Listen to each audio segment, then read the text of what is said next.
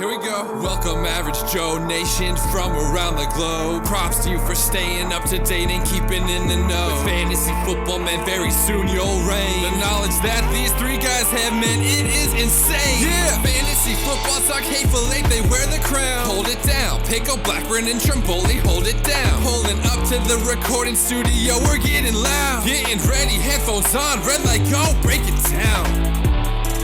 Welcome back to the Hateful Eight Fantasy Football Podcast with your hosts. I'm Pickle, and as always, back from vacay, Blackburn. Yeah, I'm here. Send me back to Florida. No, he's all tan and we're all white over here. We had to pull him from the beach. As well as Trimboli today's here, so we are full strength. Yes. I feel like this is the perfect drop. And we're the three best friends that anybody could have. We're the three best friends that anybody... Oh, man. Anyways, so today we are back to a three-man crew. It's good to have everybody back at the table. I always feel awkward when we have one person missing because I feel like then it's just like a one-on-one conversation, which isn't always bad, but sometimes awkward. Yeah, I want to talk to someone else today. Agree. Anyways, so today's segment, we move on to the next part of the Fantasy Outsiders. This one is specifically talking wide receivers. We talked running backs last week, so this is the wide receiver group that's right on the cusp or right outside that wide receiver talk right now for ADP purposes that we see have the potential by year end to be a wide receiver 2 fantasy points wise. So you're not drafting them at this current point as a wide receiver 2. You're taking them at their current ADP of a value, and you're just banking that they're going to be a top 24, potentially top 25 wide receiver by year end in the PPR settings. So, I mean, there's a lot of guys. I mean, when we looked at the ADP going from 25 to even just 35 in a 10-player span, there's so many guys that you could go either way with. You're like, yeah, this guy is good, or no, this guy, there's no way. Based on this player that's the wide receiver 3 on the depth chart, they're going to be competing against each other for targets, so there's no way. So, I don't know. It was surprising because the running backs, I felt like there was a distinct only a few. Wide receivers, I feel like there's a bigger variety, and I feel like that's where the frustration or the disagreement that could happen between all of us here and just discussing who we think is or isn't. So and it's like that every year. Running backs, they're kind of established. You know who's number 1, number 2 is. With wide receivers, you don't know if the number 2 or 3 guy is going to be on the depth chart, is going to show up and ball out this year. So that's why it makes for a wider depth. Yeah. Wide receivers, I think we talk about this, and this is the importance of drafting running backs early and often, is I just feel like the wide receiver pool is a little bit deeper in the sense of like availability of like taking shots on guys, where I feel like running backs, you have your set guys that you know in that second group of like the running back 2 group that you know that, okay, we're good with this, but outside of this, it's kind of a cliffhanger, and it's just a free fall, and we're hoping one of these guys stick.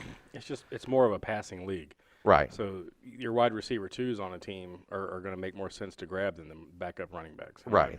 No, I agree. So I think that's kind of what we're all talking about when we talk about drafting as many running backs early and often, because for injury purposes as well as just in general, there's just not as many. The pool isn't as big as there is for wide receivers for reception purposes, like you said. I just don't remember a year when like so many rookies and sophomores have been so relevant already. I mean, there's a huge pool of guys. We're going to talk about a bunch of sophomores today. Yeah, well, the game's changing, man. It's Yeah. passing league, so. I mean, and a lot of these guys, I mean, I think with the fact of some of these coaches coming from the college ranks, whether they're the head coach or the offensive coordinators, they're bringing that college offensive style in, and these kids are, Kyler Murray specifically, he's coming from a certain style, college-only offense. He gets a coach who runs said college offense and as a college coach, and now he's the head coach. So that's exactly what he's falling right into, which is perfect for a guy who, specifically quarterbacks, because quarterbacks seem to take the biggest hit year one, it seems like, just in general for statistic purposes as a rookie, where wide receivers, it takes 2 to 3 years, it seems, for them to really get into a groove offensively, except for guys like Julio Jones, A.J. Green, Odell Beckham. They're DeAndre Hopkins. They're exceptions. Right. They're the exceptions, but yeah, we talked about that every year. Year 3 is the year for the wide receiver to break out. Right. And running backs, I feel like it is really a hit and miss with running backs. Either a rookie running back hits, like a Todd Gurley or Ezekiel Elliott, Saquon Barkley, or you got a guy who kind of doesn't really do a whole lot year one, but then kind of falls into this perfect setup for year 2. So that's when they kind of take that leap. But you can follow us on Facebook. You can follow us on Twitter, Instagram. We are on YouTube. We are on DATVs on Friday at 10:30 p.m. as well as Sundays at 4 p.m. You can find us on any of the podcast platforms as well. So All right, let's go ahead and get into fantasy news and notes. Fantasy news and notes. All right, fantasy news and notes presented by Sleeper. If you're wanting to stay up to date on all things fantasy news related, then make sure you download the app Sleeper, whether it's iOS or Android. Plus, you can host your fantasy football leagues on there. Stay up to date on anything fantasy news related. So, makes it very helpful when you're drafting. So, I love doing mocks on there. Yeah. I mean, you could just literally stop in. I mean, people post them on the forums all the time. So, even if you just don't want to, you're tired of doing a mock by yourself and you want to mock with buddies, or if your buddies aren't available, there's people that post all the time. There's literally a channel that says mock drafts, and you just jump in, mock with somebody, and you're out, and it's no big deal. So, but general news, first one. This one was kind of interesting. I saw it come through. The Lions official website reported that Matthew Stafford played through a broken bone in his back throughout 2018. So, do you think that was the reason why he was trending in such a bad way and had such a bad year fantasy-wise? Because, I mean, we, specifically somebody over here, was like, this guy is literally the next best thing. He's always been a top 10 quarterback fantasy purposes since he started, and all of a sudden he really took a nosedive, and I mean this definitely adds to it. Would you say his back gave out? Yeah. Didn't. See, I missed that. I missed the drum right there. I'm just saying, Matthew Stafford, a lot of his points came from garbage time too. True. Well, yeah. But I mean, I don't know. They're looking more like they're a run-heavy team now. Right. So I think he's going to start dropping a little bit. I was production. right. I was to say the biggest thing for him, I'm hoping, is the garbage time. I think is still going to be there because I'm not really sold on this defense and a heavy offensive league. I mean, you really think about the offenses they're going to be playing against: the Packers, whose Aaron Rodgers is always dangerous; the Kirk Cousins and the Minnesota Vikings, which they've got now a new face to their offense, and I think that their offense is going to be moving instead of being stalling like they were. And the Bears. The Bears' offense is going to be the Bears could be an interesting offense too. So I mean, for a defense that's struggled, and now they're playing against teams who are getting better offensively, They're still going to struggle. they're going to struggle. So the Lions, yes, they want to be a run-first team, but I think that they're going to try to establish the run early and often. When the points start adding up against them, and they're going to have to start throwing in garbage time, I still think Kerryon Johnson's going to benefit because he's a pass-catching back. But ultimately, I think if Stafford is successful this year, it comes from garbage time, and that's about it. Well, that's his whole career, basically. Right. At least fantasy-wise. Right. Now, according to the ESPN's Diana Rossini, the Falcons are confident they will have a contract extension with Julio Jones before training camp. Didn't he just sign one like 2 years ago? He restructured it to get all of his money up front, essentially, last year. Now he wants it renegotiated again. Basically what happens when all these wide receivers get their big deal, he all of a sudden needs an extension or Yeah, he restructure. falls back in the ranks, and he's like, I want to be top guy. Right. Well, it doesn't help when you got the next guy we'll bring up. Contract talks have opened up between Michael Thomas and the Saints, and Thomas could be the highest paid wide receiver in the NFL. Yeah. And according to the Saints, they don't mind making No, him they that. said they are, quote, comfortable with making him the highest paid wide receiver. Yeah. I mean, I remember a couple years ago when he was a rookie, all these people were like, who's Michael Thomas and blah, blah, blah. And you and I sat at the table and was like, this guy is going to blow up. We said, and I quote, if you listen to the wide receiver podcast on our first year, top 5 the next year. Right. And he was. It's just, you could just see the talent at Ohio State. The guy did not, if it's in his grasp, he's catching the ball. I mean, beast. he just is a monster. And I mean, it doesn't hurt that his genetics fall from Keyshawn Johnson either. So. Well, no, and looking Same at, family. and just as the team in general, I mean, if Drew Brees were to step away, Michael Thomas and Alvin Kamara is not a bad face of your organization. No. Both are good on and off the field. So Right, and you let Mark Ingram go, so they've got money to set aside for Michael Thomas, and then probably next year Alvin Kamara, because Alvin Kamara has another big year like he should this year. They're going to have to pay him some serious cash. Yeah. He's not going to play on the rookie deal anymore of being like what a 6th-round pick. So we'll pay these guys now. That way, when your quarterback comes of the future, That's and you what I have was to gonna start say. paying him. Well, luckily, the Saints are in this predicament because Drew Brees is at the end of his career. Right. They can afford to take one of these younger quarterbacks and pay all these other guys, and then when their contracts are up, they can pay the quarterback. nice spot to be in if you're a New Orleans Saints player. So your offense is, even if you take a hit quarterback-wise from Drew Brees to a rookie, the rookie still is going to be somebody. The Saints are very smart with who they draft in. I mean, you found Alvin Kamara in like the 6th round. I mean, under the radar guy came out of Tennessee. He got kind of benched because there was a guy who ended up transferring to another school was a Jalen Hurts was the running back that basically kind of kept him on the bench. It was somebody else. Yeah, It wasn't Hurts, but it was Jalen Hurd. Hurd, Yeah. who's now a wide receiver in the NFL. So I'm just saying they have a very good scout team, and they took Michael Thomas, and people were doubting who he was or what he was, and just thought he was just a pawn in the Ohio State offense. So they made Jimmy Graham relevant. I mean, the offense as a whole with Sean Payton is he makes everybody relevant. I'm looking for big things for Jared Cook this year. It's going to be interesting. It will be. It just how much are they going to utilize the tight end? I don't know. Ben Watson wasn't nothing last year. But remember when Drew Brees had Jimmy Graham? How big that was? I do. So The red zone was his friend. So now this one, Todd Gurley's trainer says the running back is dealing with an arthritic component to his knee, and I mean that's all the note that we put. But the more I looked at it, and he followed up with, but he remained that is common with any type of like I'm nervous about surgery it. purposes, post like this type of surgery that he had.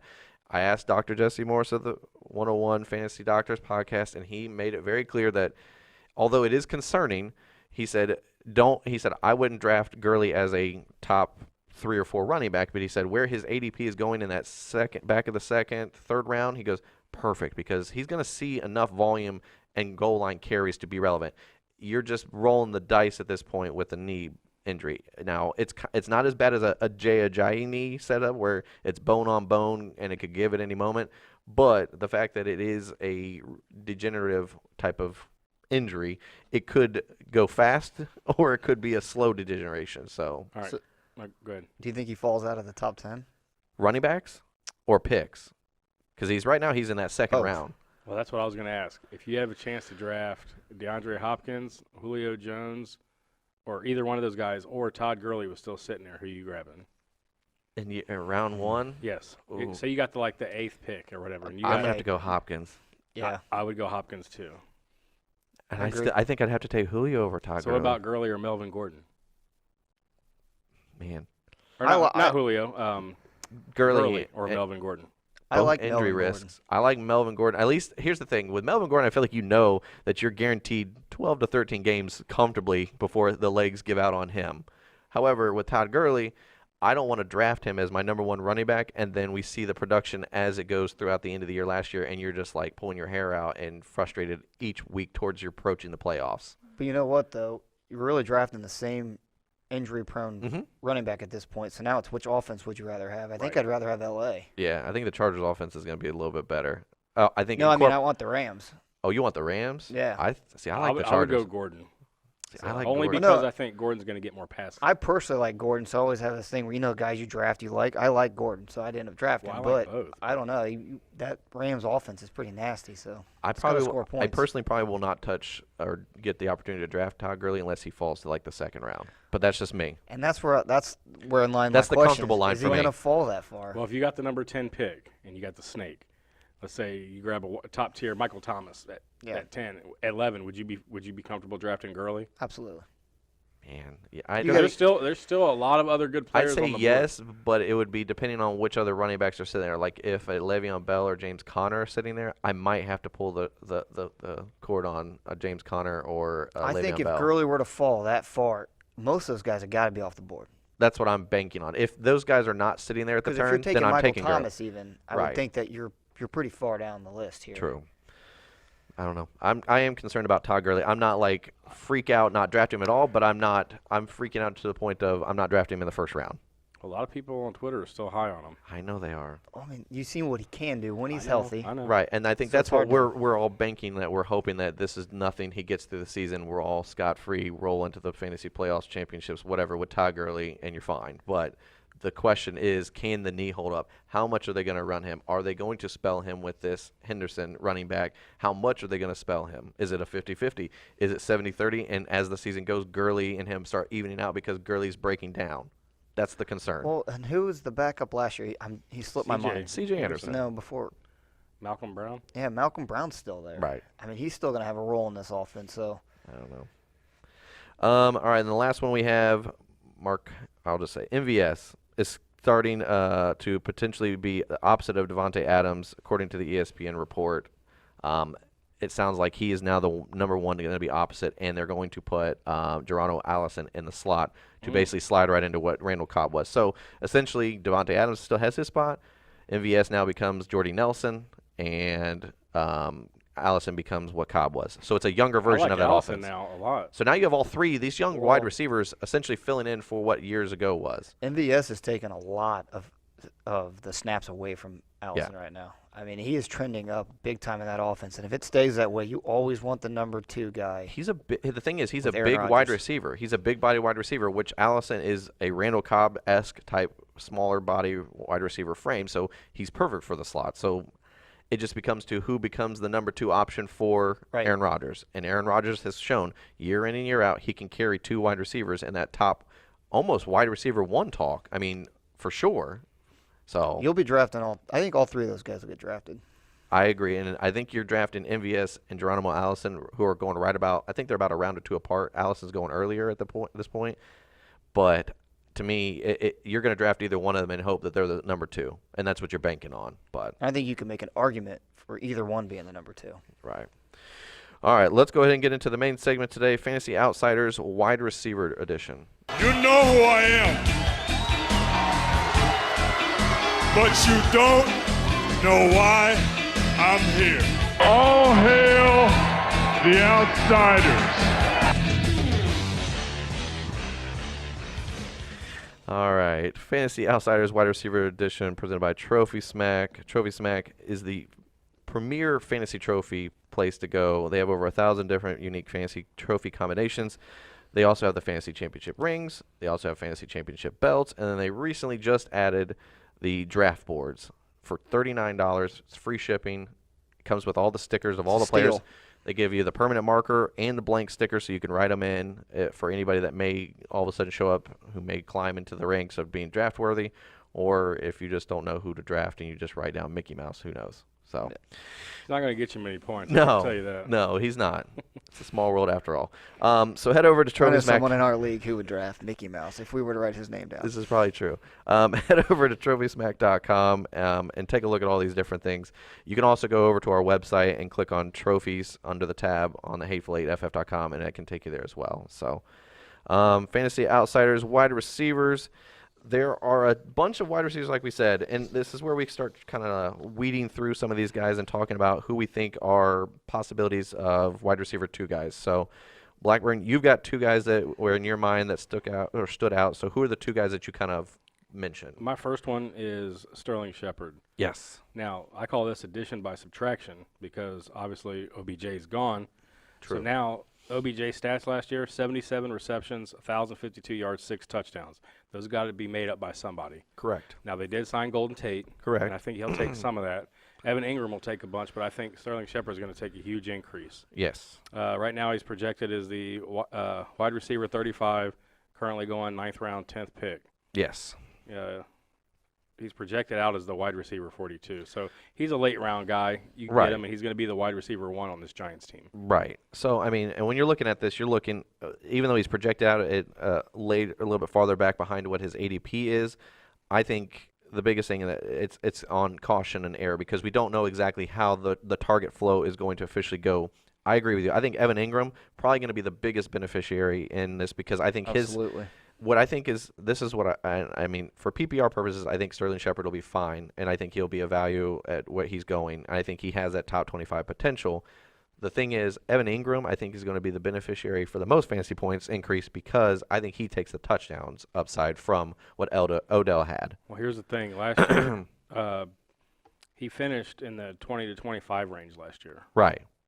Shepard. Right. So I think we're just not sure at this point how the distribution is going to go, and I think that's kind of some of these other wide receivers that we'll talk about who are kind of falling into maybe a wide receiver 1, wide receiver 2 position within their offense, and we're just kind of banking on caution just in case.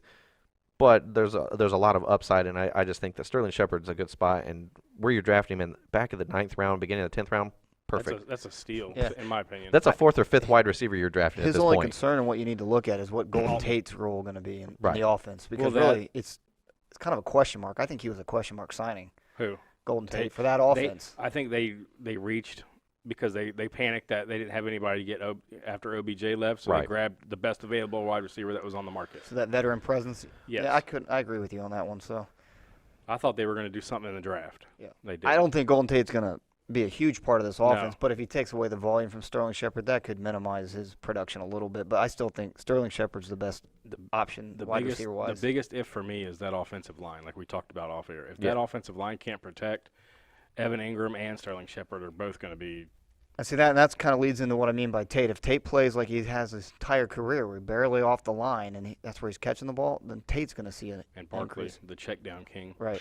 But if Sterling Shepard can eat up that role and basically bump Tate out, then I think it's Well, Giants perfect. they've made some steps to revamp that line. They brought in Zeitler and they drafted some guys. So. Right. My next guy, Mike Williams for the Chargers. Last year he finished as the wide receiver 24. Another addition by subtraction. No Tyrell Williams. Tyrell Williams had 41 catches, 653 yards, and 5 touchdowns last year. Hunter Henry will be back, so that's going to take some coverage away. But I like Mike Williams a lot. And right now his ADP is 6'7", so wide receiver 25. Not bad. No, and I think Opposite Keenan Allen. I was going to say, right, that's the biggest thing. Mike Williams is walking into an offense that's just going to be, I think, high-powered, and it's going to just move the ball down the field continually. And they got a good defense, so I think they can push and they can take some shots down the field. And I think Mike Williams overall, when he came in, when Keenan Allen even went down, he stepped right into that go-to guy role, and he had no problem excelling. I mean, how many times did he catch? What was it? The one game he had 2 or 3 touchdowns in the end zone when Keenan Allen got hurt for 0 points in a fantasy playoff game. But neither there nor there. But Mike Williams, I mean, he blew up that game. And I mean, I think that's like extremely the highest ceiling for him. But I think an average of 1 touchdown and 50, 60 yards and I'd say maybe 8 or 9 receptions a game isn't out of the question for him. No, I got him right now. I got him in that 18 to 22 range. Right. Well, we'd have him cemented in as your wide receiver too here if it wasn't for Hunter Henry coming back. Yeah. So I think Hunter Henry is the only reason why we're not just already putting him in here before, and we're not even going to talk about him this show because he'd be on the inside then. But Right. he's got the trust of Rivers, and that's what you want too. So I was just saying, and he's an athletic guy. He came out of Clemson, so they seem to just, I don't know what they do. It's like they just continue to breed these guys out. I mean, you have Hopkins. Sammy Watkins has been injured, but when he was healthy his rookie year, you saw the talent you saw coming out of Clemson. All 3 games he was healthy. He did good. All 3 games. So Mike Williams, I just think that you're just looking at some of these guys that are just it's the same style of wide receivers that just continue to come out. You look at Hopkins, you look at Sammy Watkins, you look at Mike Williams. They're just lean, speed wide receivers who can, I mean, be physical when they need to. But overall, I mean, they're just finesse guys that just go out and just. I love Hopkins. Yeah. That's my dude. well, those guys are good route runners. Right. That's something. I mean, I know it sounds so simple to say for a wide receiver, but there's some guys that just can't run routes. They're fast in college, and no offense, speed doesn't always compute to the NFL because right. everyone's fast. That's my concern with Yeah. Marquise Brown out of Oklahoma. That's my concern that he's just a home run only threat. Hollywood Brown. Yeah, the only guy. That's my concern. My only concern with him is the route His running. quarterback doesn't concern you at all. No, He's going to just tuck it and run anyway, so Yeah. it don't matter. You can run down the field all you want to. Just block somebody. it's like Friends. Rachel, keep going deep. Just go deep. So, anyways, I agree with you. I think Mike Williams has got tons of upside, and I think he is, out of the guys that we're going to mention, I think he's probably second or third highest out of the guys we're going to mention as to where I think that they could possibility finishing in that top 24, top 25 region. So, now Robbie Anderson for me is the one that I feel like I can comfortably set my feet down and say this guy is a top 25 or top 24 potential. Now, currently going as a wide receiver 30, ADP of 803, so still he's a little bit higher up. I mean, he's not as high as Mike Williams at 607, where you're going to take Mike Williams at 607, banking that you're banking that he is a wide receiver 2, because in that range, that's an ADP for a wide receiver 2 range. So this guy's he's on the outside of the wide receiver 2 range for ADP, so you can still draft him as your 3rd or 4th wide receiver, I feel like, depending on how you draft, but projected out as the wide receiver 32 this year, with obviously room to grow. And I think the biggest concern is in reference to what we're going to see out of this offense for the Jets. How much does Le'Veon Bell factor in, and how much does A lot. He's going to factor in a lot. I agree. I think that's going to open up the pass game. Exactly. Right. That's where I say, like, the question mark isn't how much Le'Veon Bell is going to be used, because he's going to be used as much as possible. The problem is we don't know how much everybody else is going to get used. I agree. I think that's the biggest thing with Robbie Anderson is the coverage is not going to be so heavy on him being the wide receiver 1, even though he is. I think they're going to be looking in the backfield at Le'Veon Bell, and Le'Veon Bell can move in and out of the backfield if need be. Well, the Jets finally got pieces. They got Bell. Yes. They brought in Robbie Anderson and Nunwa was there. They brought in Jamison Crowder. So Right. Darnold's got options now. And that's Correct. something the Jets haven't had in a while. And they keep bringing in pass-catching running backs, which to me says they're going to establish the run through the pass, which means Robbie Anderson is going to see it early. Right. You take those shots normally, first down, he's going to get that opportunity. Yep. Yeah, so, I mean, I don't think it's out of the question for him to be in that top 25. I think he might be in that 24 to 25 range by year end. I would say high end, I'd say he's wide receiver 23 to 24, but I think 24, 25 is a comfortable spot for him, unknowing how much the usage between all the wide receivers distribution-wise is going to be taken care of. But I think he's the home run threat. He's the touchdown guy in that wide receiver Plus, you got to group. take into account garbage time Right. because I think the Jets are going to be playing from behind a lot. Yes. Yeah, well, like we just said, if that whole offense takes a step forward, I think Robbie Anderson's the only one on this list, in my opinion, that could be a wide receiver 1 even back in. Yeah. I mean, wow. if it all plays out, he's got the capability to do it. It's just whether or not the offense is going to be moving the ball and scoring points. Right. Well, so you think Robbie Anderson has the most upside out of all Yes. these guys? But he's got with a ton of risk. I mean, the risk is there. So his ceiling is high, but you think his floor is low as well. Right. Like So he's just- got a big swing either Absolutely. way, high or low. You're either hitting it out of the park with a potential wide receiver 1, or you're looking at a wide Well, he's receiver their 3. he's the deep threat guy. That's where he gets the Right. majority of his points from, his home run hits. Right. Well, his current ADP right now, right there in the 8th round, I'm taking him before a lot of other people because Right. why not? I think, like I said, his ceiling is so high. In my opinion, And it can be. And he's probably your third or fourth, probably your fourth wide receiver at this point, Right. based on your drafting. Not Frank is his second. Hey, He's a running back guy. Right. He just took Absolutely. 5 running backs in a row. absolutely. Because I mean, think about it. 2000. I got his stats right here. In 2017, he had 114 targets, 63 receptions, just shy of 1,000 yards. Right. That was with McCown throwing. That's what I'm saying. And So no if- Bell. So if Darnold in his second year can come in, right, exactly, with no Bell, and step up, and this offense could be electric. If it is, Robbie Anderson is going to see the benefactor of all this. I would say my biggest thing with Robbie Anderson, I think the receptions go down because you bring in somebody like Le'Veon Bell, but I think the yards and touchdowns increase because I think he's going to see a better coverage setup, and I think that's where he's going to excel is the yards, Yep. and as well as the touchdowns. I think his receptions are going to drop us a little bit because Le'Veon, what'd you say he had 63 receptions last year? No, that was 17. Okay, so 17 he had 63 receptions. Yeah, but now you factor in Bell. You got Jamison Crowder. There's more mouths to feed, which Right. Right. is It takes the receptions receptions away, but ultimately I still think the yards is going to be there. I think he's going to be the guy that you're going to want out of the wide receivers out of this Jets offense. Absolutely. So, Yep. and then this one is the wild card. This is the one that I when I mentioned it, everybody went silent for a moment, and Trimboli in the group text said, "This is going to be great. I can't wait to essentially tell you that you're wrong." So, in a more professional way, James That wasn't Washington. that professional. No, it wasn't. James Washington. So I looked at him. He's currently going as a wide receiver 45, so 1108. So at the back end of the ADP for wide receivers, specifically, he's going towards the back end of 11 as well as beginning of 12. I think the highest I ever saw him was 1105, 1104. The lowest I saw him was 1109. So I looked from the NFL draft to now, and he's all these wide receivers in here, nobody jumped around. Everybody's been in the same round, and it's going back and forth a couple picks, but they're all staying pretty steady. So I think everybody's kind of set on where they're drafting these guys. But projected out, wide receiver 36, I just think that you're vacating Antonio Brown's option as a wide receiver. He's got 169 targets coming off of Antonio Brown with 104 receptions last year alone. Juju already was seen in that close to that range anyway, so you're not going to put 200-some receptions on Juju.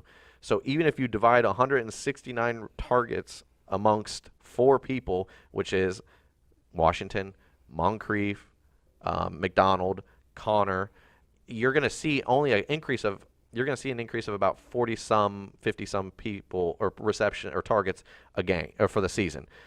Now last year, reception-wise, 104. If you divide that, obviously, by 4, you're looking at about 25 to 26. We'll say I'm not great at the quick math, but 25 we'll just say comfortably. So last year, reception-wise, James Washington had 30. So if you put 25 on, that's 55 receptions, which puts him up in this upper echelon of these wide receivers. And I just think that Moncrief is going to be there. I'm at this point, until I see differently, I think James Washington is the wide receiver 2 in this offense. But I'm not discrediting that Moncrief couldn't slide into being that wide receiver 2. And I also think Vance McDonald is going to be a big beneficiary That's this who year. my wide receiver 2 is on that team.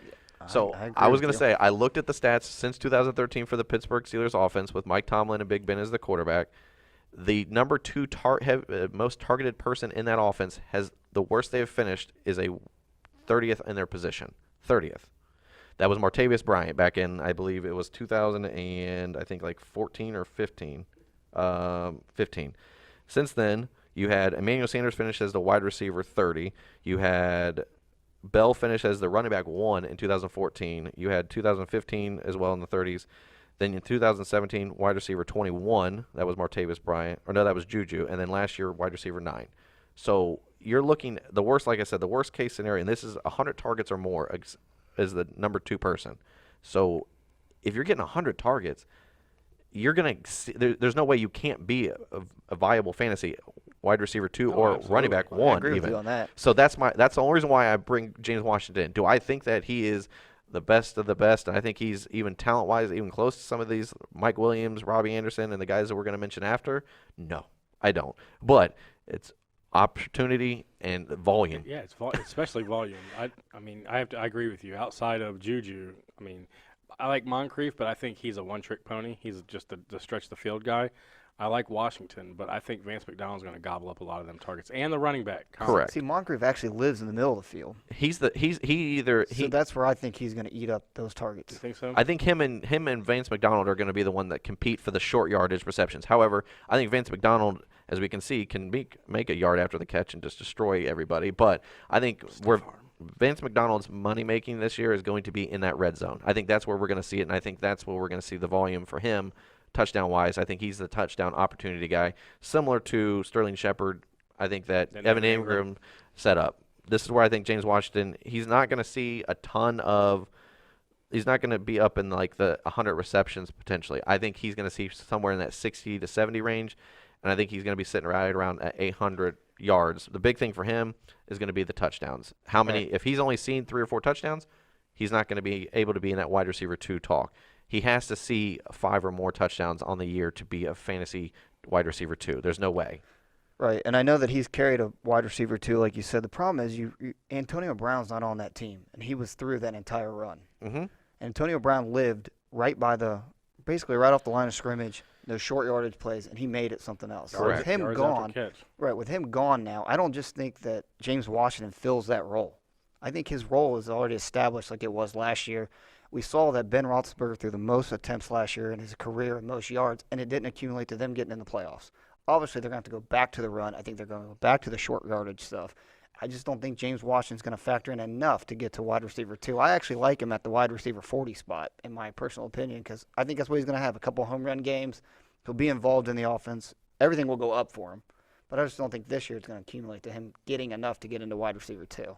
Yeah, and I like I said, I think he's one of those guys, like you said, with Robbie Anderson, where it could swing high in that wide receiver 2 talk, and I think that's his ceiling. Yep. But I think his floor is somewhere around the end of the wide receiver 3 group, honestly. I think he's in that, his floors are right around that 35 to 40 range, but I think his ceiling could be in that 21 to 24 talk.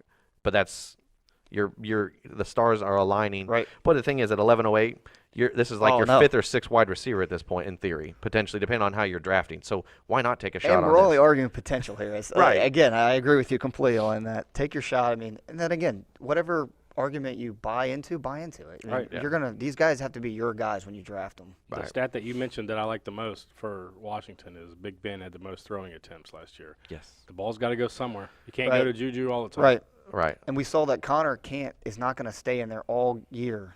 Some of it's got to be distributed out. And I think Benny Snells is going to come in and be a viable spell running back. I think he's going to be the running back 2 by season start to Connor. I think that Jalen Samuels is kind of going to be the bruiser back for goal line, short yardage stuff if they need him. But I think that Benny Snells has shown that he could be a pass catching back coming out of Kentucky. And if But that this is me. doesn't, if those guys don't help him out, if Snells doesn't come and help him out, watch McDonald. He's going to just start eating these I'm telling you, targets up. it's a dark horse. I think Vance McDonald is. He's going to surprise some people like Kittle did last Well, year. if they didn't have complete faith in him, they wouldn't have let Jesse James walk out. Truth. I just like that they can use him short, long, and goal line. Yeah. I mean, he's kind of all over the place. True. He's a beast, too. Yeah. That's that cornerback that got stiff-armed. He ended up retiring. I That's would how too. bad. Anyways, all right. So let's get into Triboli. Who are your two wide receivers? A little bit of a homer here, but I love me some Tyler Boyd. Nothing wrong with this guy. 100% on board with that. I love it. He's currently wide receiver 27, ADP in the 7th round. We got him projected out as right at the 24. Yeah. Last year's stats of 60 receptions, 790 yards, with 6 touchdowns. And a lot of that, outside of 2 touchdowns, was done with A.J. Green. That's why I love him. So if A.J. Green is healthy, I think him being the number 2 is perfect. The coverages he gets to see and everything is established. That and the new offensive coordinator coming in, the whole new offensive I was scheme going to say, in a fresh general. new offense. I think I think it's it's going good. to This whole offense is going to see a uptick. Right. It's something you're going to want to be part of. The problem is with Tyler Boyd, I think he's getting a lot of hype right now. They saw what he did last year. I think you're going to have to pay up for him. That's where my question mark comes in with Tyler Boyd. Am I willing to pay up for a guy that I'd rather get him at his current ADP? Okay, so let me ask you this: since Mike Williams and Tyler Boyd are going right around the same within a few picks of each other in theory, who at their current ADP would you more likely take if you're sitting there at the end of the 6th round, beginning of the 7th round? Because that's the middle ground for these guys. Because Williams is at 607, Boyd's at 705. So if you're looking at 701, 610, are you taking Mike Williams or are you taking Tyler Boyd? Boyd. It's close, yeah, but I like Boyd. I It's like crazy, though. They're really, to me, they're the same thing. If their star goes down, if Allen goes down, or if Green were to go down, both Williams and Boyd are going to fill into that role right away. I just like I like the potential of Cincinnati's offense. Correct. I think they're going to be playing from behind. Yeah. Defense, yeah. I think their defense is going to be is worse than the Chargers' defense. So I think that this is an opportunity for the offense to shine and kind of like, the Jets or these other teams, the Lions that are going to have to put points on the board. I think the Bengals are going to have to put points on the board every drive, whether it's a touchdown or a field goal. But Bengals got better weapons than Detroit. Right. I'm just saying in that context that your defense is going to be awful, Right. and their I get offenses you. that are going to be playing against Pittsburgh, pretty decent offense. The Baltimore is going to have, I think it's going to be an okay offense. I don't think it's going to be high flying, it's going to accelerating. be slow. It's going to But be run. It's going to be more. It's old school football. But Defense and run. But I think Cleveland's going to have a good offense. So I think you're going to see, they're going to see those teams twice a year. So that's 4 games that they're going to have to try. I know for sure they're going to have to put points on the board to be competitive. And go back. I think it's going to be the year like we had in 2013 offensive-wise, and everyone had career years. Dalton, Green, and then I'm drawing blank of who was the running back that year. Running back. Jeremy Hill. Yes, I was Hill. saying, Everyone did fell really off well. the earth after that. It's like, I think it's all set up for that. Now, like I said, I'm also hoping it's set up for this. But Tyler Boyd definitely is going to be he's going to be a wide receiver too. Yeah, I don't see how he can't be. That's the thing. Injury would be it. I was going to say injury to him or an injury to A.J. Green, because I don't think that – I don't know. He was up and down with A.J. Green being in. Like, it took him a couple games to get acclimated to the better coverage facing him. But I think that he's a little bit older now. I think he's going to be fine. I just think that this offense, if it's in any way, shape, or form even remotely close to the McVay offense, what we saw, they can carry how many of those wide receivers? A lot. Yeah. 3. Cooper Kupp. Woods. Woods. I And, love me some Woods. and this year. Cooks. Cooks. Cooks cover. Cooper Kupp's my guy. I'm just saying they carry Oh, yeah. 3 wide receivers. So even if this is even remotely close, this has got to be it. Plus you got Mixon. Well, Right. And like I said, follow the money, and they're already working on a contract extension. Now I know they're trying to lock down For- A.J. Green first, Tyler Boyd. Oh, okay. They wanted He him wants ahead to of be there. the head He of wants the there. big dollars. Now he's saying all the right things, but he wants to be in Cincinnati. He's saying so. But again, they'll have to get A.J. done first. Right. So who do you think's the biggest X factor in this offense? Could sink the ship like the Titanic, or could help them be successful? The Andy offensive Dalton, line. the offensive line, or the new coaches? Okay, all the above. But the one player though that I think if he can stay healthy and stay on the field, it changes everything is Tyler Eifert. I like Mixon. If he can stay on the field, it opens up so you much said for the Eifert? offense. Yeah. So if Eifert's healthy, is on the field in that tight end spot, we're using it like we used to use them. That's a big wish. Yes, it is. But it opens up everyone. You're right. It'll be Boyd, A.J. Green. We'll see different coverages. Joe Mixon, he's not going to be loaded up in the box as much anymore. Bernard. Yeah, if he's still there by the season I think start. he'll be there. So, it's weird to say. That's who I think really is it. Because obviously you're going to need an offensive line to play well. If they play terrible, this whole thing's going to sink. And if the offensive scheme doesn't, no one can really grasp onto it. Again, they will sink. But that's with every team. Right. True. So They just need weapons. That's best thing about the Rams. They got weapons all across the board in that offense. And their offensive line, I would say, it's not like it's not a top 3 or 4 offensive line in the NFL, but they do their job. They do their job, and they got one of the best wide receiver trios in the league. They got arguably the best running back in the league. And then they got Tyler Higbee, who we don't even talk about, but all he does is do well for him and Everett. Right, and I just think that this is going to be interesting for the Bengals. I'm hoping like for the Bengals that they take this next step post Marvin Lewis, and I think this is the clean break that they needed. So I'm hoping that they do it. But I like Tyler Boyd, and there's no way he can't be in that top 25 if he plays all 16 games. I like Boyd at 7. I hope he drops a little bit farther. Actually, You Yeah. nailed the nail on the head when you said their defense is going to be terrible. They're going to give some points. Yeah, so they got to score. So, and my last guy is who also was my sleeper is Dante Pettis, currently wide receiver 33, the 9th round. We haven't projected out as wide receiver 41 currently. Yeah, I just like the idea that he's going to, with all the sophomores, he's going to be established as your number 1. Now everything's predicated on Jimmy G. If Jimmy G doesn't stay healthy, and we do a Rolodex of quarterbacks again.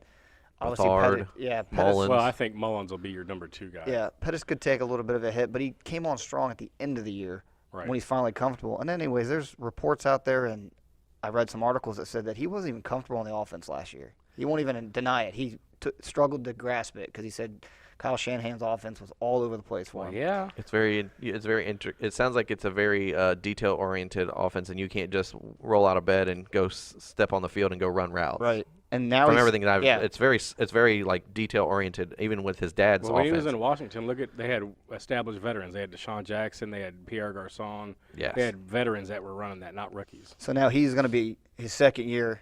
I'm hoping he has a better grasp on the offense. That's what I'm gathering. But then, so the rookies they brought in, I think they're going to struggle a little bit because of how hard the offense is. And I really don't think I don't think much of Goodwin this year.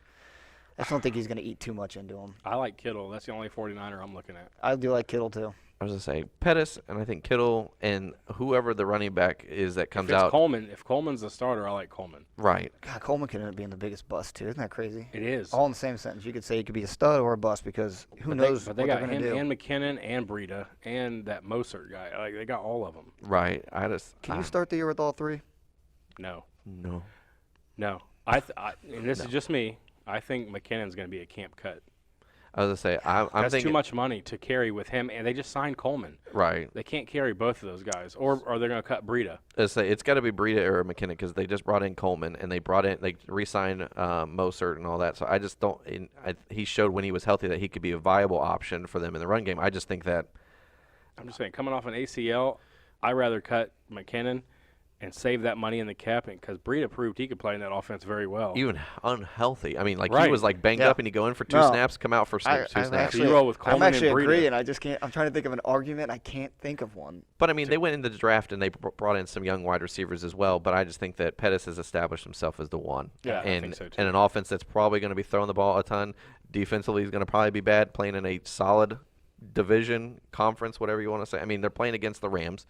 They're going to play against Seattle. They're playing against good offenses and teams who have, I would say, above average defenses. So they're going to have to put points on the board. They're going to have to force the ball down the field. Yeah, we didn't even mention the Cardinals because they're trash. Right.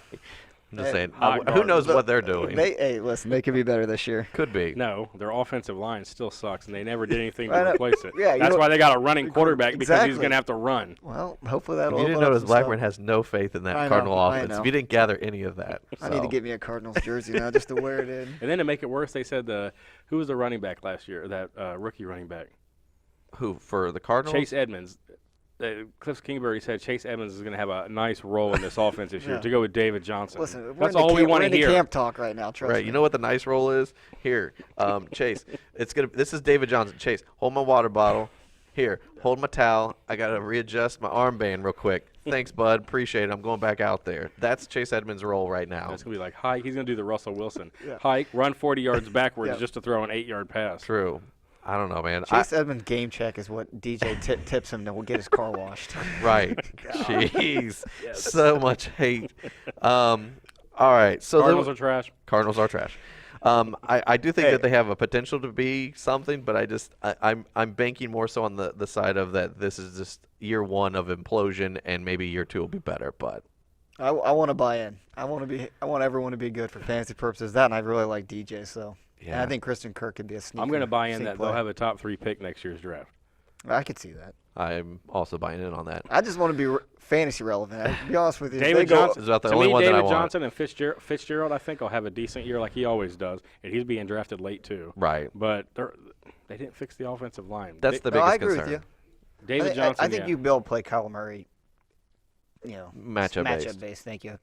But all right, so some of the honorable mentions that we kind of had based on the ADP and where they're being drafted. Calvin Ridley. Yeah.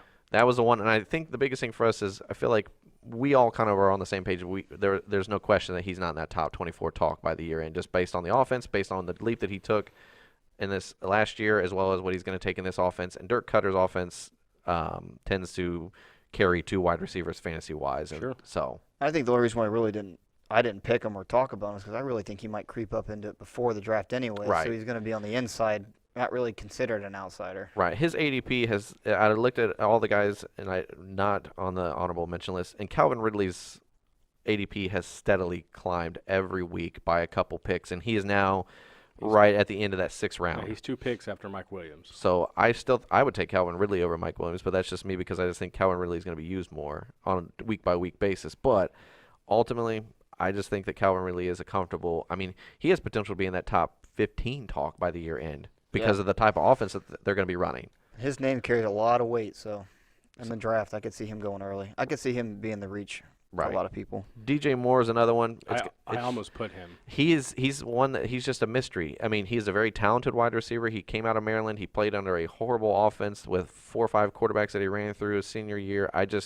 His final year there at Maryland.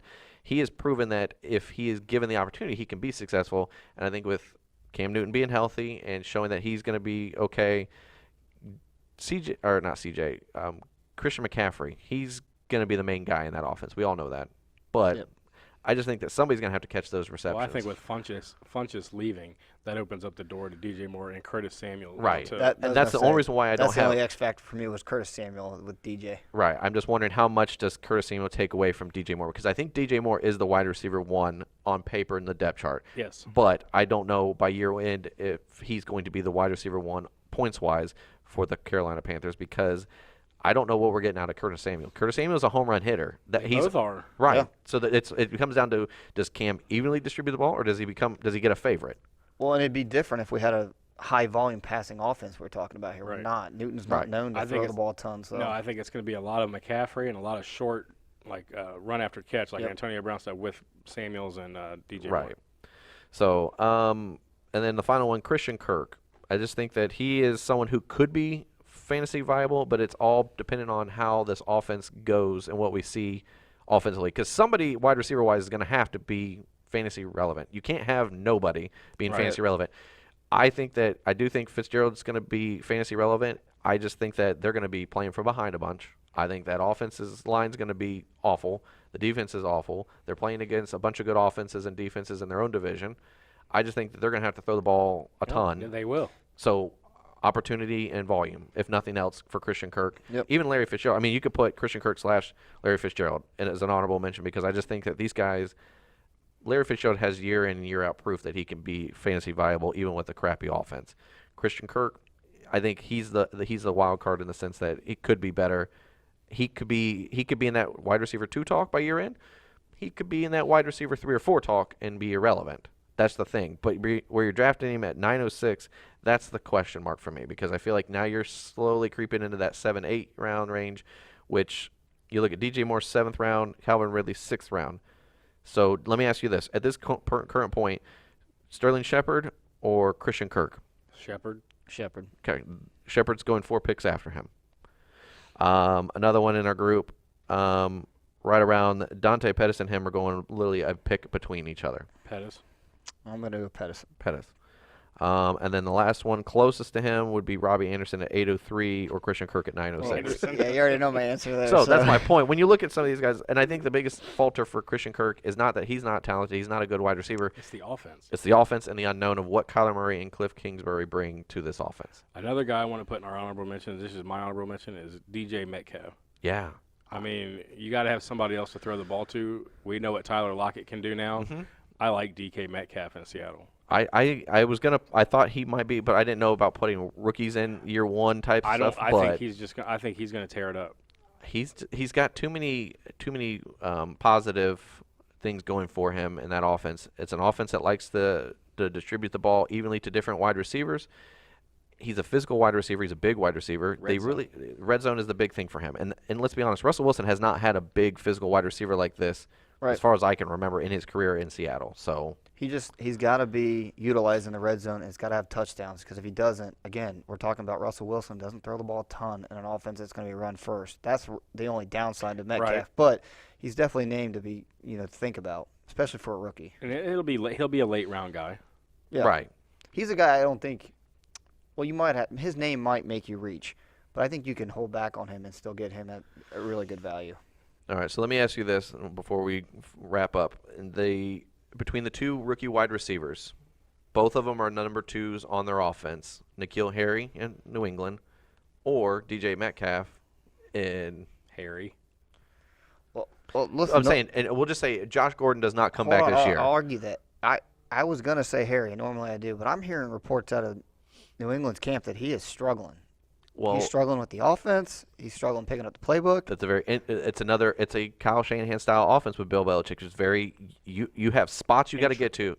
You got spots you got to get to, and if you are not there, if Tom Brady doesn't trust you, you are literally non-existent. There it is, and that's what scares me. So if that camp talk like that continues, then Metcalf will be who I'd rather have, just because I think Russell Wilson just doesn't. He seems to be able to favor guys where he'll work them through it. Where I'm telling you, Brady, if you get on his bad list or you don't trust him, you ain't seeing the ball. Right, and that's my only thing with. Ask Chris Hogan. Right, Harry for me, N'Keal Harry wise, I think camp talk is the big thing. And let's be honest, who's the best poker player, probably coach-wise, in the NFL? Belichick. So Belichick could pretty much exile this player to non-existent, that he may even be cut. And the next, I don't know, do you remember a guy named Deion Lewis was going to be potentially put on the practice squad or cut? And that year he ended up being their best running back. That's how he got his big contract. Right. So to me, I take Bill Belichick's words with a grain of salt. He is literally the least concerned coach that I worry about coming out of coach Plus, talk. it's still early. I mean, training exactly, camp hasn't even absolutely. happened, Right. but if they're both equal, Right. I'm taking Harry just because of the offense. Correct. I agree with you. Because on that point. there's no Gronk. It's Julian Edelman, it's White, and it's Michelle. That's about it. I like Julian Edelman this year though, a lot. Julian Edelman, man, how high do you think he finishes? Comfortably. Do you think he's in the top? Do you think he's a wide receiver 1, so top 12, or do you think he's right outside? I think he's right. I think he's that top tier wide receiver too. Yeah, I agree. I think he's in that. I think we have him projected out somewhere in that 13 or 14 range. Yeah, I was gonna say 15 to 19, somewhere around there. But he's just going to be a volume monster. Yep. Is the big thing. He's going to be a reception guy, and he's just going to. And somebody's going to come out of nowhere in New England this year and shine in that offense. Welcome to New England. Every year there's somebody. It truly is. There's just a guy. Chris Hogan literally was on how many different NFL teams? He was on Buffalo's practice squad. He was a lacrosse player. Right. He just didn't do a whole lot, and then he became very fantasy relevant to the point that we all thought last year, coming into the season with Edelman being done for first 4 games, he was going to be fantasy viable. Wrong. Bill Belichick apparently did like him, and so he got exiled to the island of misfit toys. Or you could draft Gronk in the 5th round, and he wasn't relevant at all either. This is also true. So it's just I don't know. That's the question around the Patriots offense. It's the staple of Edelman is the guy. You know that they're going to use the two-headed monster of White and Michelle. That's what won Heavily him. utilized. That's what won the games last year. James White, Edelman, and Michelle. That's it. Right. Burkhead may be even cut, and it may be Damian Harris, who's now the 3rd running back, which they said that they like Damian Harris and what he's brought to the table. So, Bill Belichick says a lot of things. And they got Matt LaCosse. Come on. Right. That's Gronk 2.0. If you ask anybody in fantasy Twitter world, he is Gronk 2.0. Yeah, just like ASJ was going to be Gronk 2.0, and he got cut. Right. He's Gronk 2.0. Oh, my gosh, he got cut. So, I don't know. I just look at that. I wanted to pull up the poll for what we had. Last I looked, I think the guy that I had, my guy on the list, James Washington, had 9% for the poll. Okay, so the poll has finished. 38% Dante Pettis, 22% Sterling Shepard, 32% Christian Kirk, and 8% James Washington. 716 votes. I'd rather have James Washington than Christian Kirk. I'm just going to throw I'm that the out there. exact opposite. You like Kirk? Yes. No. Sorry, man. I liked his potential Sorry, fam. of the volume over James Washington. I like his potential of his production on another team. Oh, Kirk? Yeah. I'm telling you, Cardinals are going to be super trash, man. And that he very well could be, but Yeah, look at I the just offense. like the- Big Ben's threw the most in the league. You said it. I think and it Washington. didn't win though. So Okay, we're not talking about wins. We're talking about fantasy no, what production. I'm saying, so for if you're an NFL team and The you threw Giants the had- most and didn't win, you're gonna have to restructure what you do, right? Well, the Giants had the 4th overall pick last year, right? Or 5th, whatever it was. Saquon Barkley was RB1. Well, yeah, that's because the offense runs through the running back. It goes through. Well, What he I'm saying caught is, a lot. Well, they're gonna have. I think the Steelers are gonna have to go back where they had it with Bell. It's gonna start and Think finish run with first? him. Yes, I instead just- of pass first. I don't know, man. I'm not buying into James Conner being that they trust him as much as I they just did think back there's Well, a no, reason I- they picked Big Ben over Antonio Brown. There's Well, a yeah. reason. You're always gonna take the quarterback. Okay, but what I'm saying is Big Ben's more essential to that offense Right. than what Antonio Brown is, which tells me they're pass heavy. I just think the intangibles that Antonio Brown brought is you can't replace it with just one guy. I think it's No. going to take two. So that's kind of where Moncrief and Washington get merged into this one guy. Yeah. And I guess you sprinkle in a little McDonald, and that's where I don't know if you can Always get. kitchen. Yeah, I don't know if you can get I don't a know. wide He receiver said two out sprinkle of as a that. McDonald. I was Yeah. thinking of a. I know. Now I'm hungry too. I was thinking of a quarter pounder for some reason. So, but like I said, it's all your preference. So. I agree. So Man, I just hate the Steelers. Come on, let's be I honest. know- I know My you hatred do. for the Steelers That's why I is keep deep, like bringing it up. but I love me some Connor. So. I know. All right. So that's all we got for today's show. We'll tell you guys thanks for joining us, whether you're listening to us on any of the podcast platforms, if you're watching us on YouTube, or more importantly, the Dayton area people, if you're watching us on DATV. We thank you guys for joining us today. If it's the first time you're joining us, make sure you hit the subscribe button.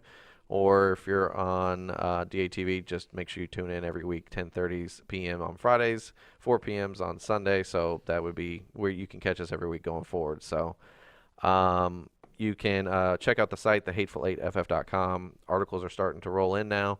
We're going to start adding some more apparel. I've spoke with the apparel guy, and we're going to start marching out some, not literally marching out, but putting out some new merch. How about that? We're merching out. We're merching out. Ooh, look at that. Hashtag merch out. Anyways. That's got a trend. I know it. It's so going to trend. Anyways, then you can also go to theaveragejonation.com. You can sign up for the draft loadout, $10 right now. And, I mean, it's a viable option. I don't understand why people walk in blindly to their drafts. And I think the biggest thing for us is when we talked about it last week, most of your league mates, even in our own league, will go morning of Yahoo Sports or ESPN or any of these whatever other, just the major platforms. right, the major platforms, and just say print.